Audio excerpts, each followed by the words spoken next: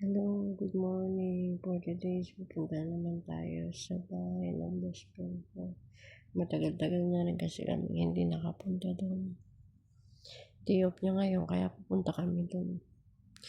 Ayan, pasakay na tayo ng elevator. Maaga pa dito ngayon, 7:30 AM pa lang. Kasi hindi kami pwedeng pumunta ng gabi kasi nandun na yung asawa niya. So, kailangan bago dumating yung asawa niya, makabalik na ulit tayo dito sa bahay. Malapit lang naman dito yung mga 5 minutes na. Kaya naglalakad lang ako. Kaso dito, 7:30 pa rin naman ako sa init. Grabe.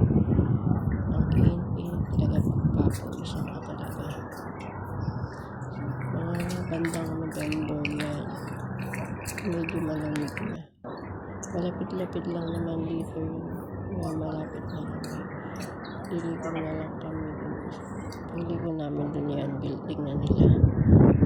Yan, yung building na yan, yung yellow na building na yan. Yan siya nakatira, tsaka ngayon. Ayan, nandito na kami. Pakiat kami ng elevator. Pakiat kami sa elevator. Second floor sila.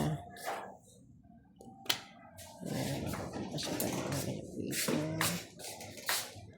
Ay grabe, sobrang init, pinagpapawisan ako. Hindi naman pwedeng lumabas ng abaya. Kailangan nag-aabaya ka talaga.